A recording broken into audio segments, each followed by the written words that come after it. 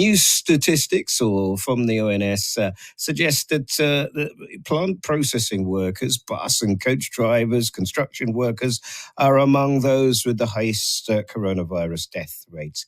And they perhaps maybe shouldn't be encouraged to return to work. I don't know.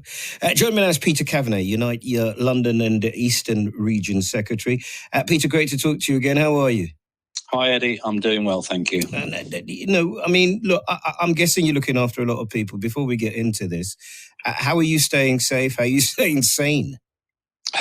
That's a good question. Well, I'm one of those people who is able to work from home, but my working day is stretched from a typical 12-hour day to an 18-hour day. It's all merged into one. Yeah. But we are trying to look after 250,000 members here in London, from transport workers to dustbin men to people who are, working still in hospitality despite most of it's closed down. We've got restaurant workers doing takeaway, and we've got people in hotels who are looking after homeless people, as well as NHS workers. So a whole range of sectors that have been at work, all the way through this crisis. Well, more and more shops, more and more takeaways open, and even the restaurants now saying we are doing a takeaway service, and that is a part of it that's really come on, isn't it? And more as this lockdown continues, I think more of them are saying we have to do something. We have to start turning over a few coppers here.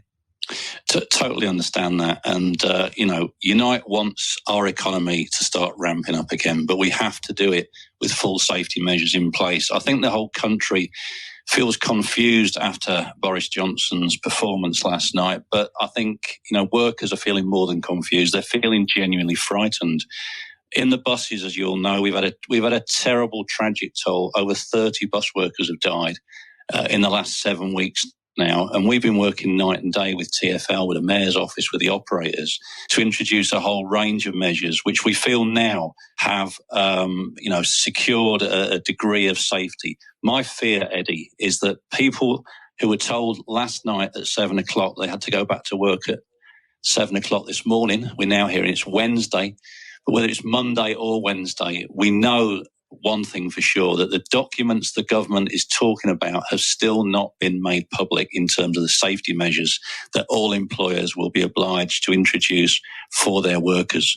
And that's a massive concern. We've got the Unite and other trade unions have got about 10,000 health and safety representatives in the workplace, people who are trained up and experienced in the whole area of safety, and yet they've had no involvement whatsoever.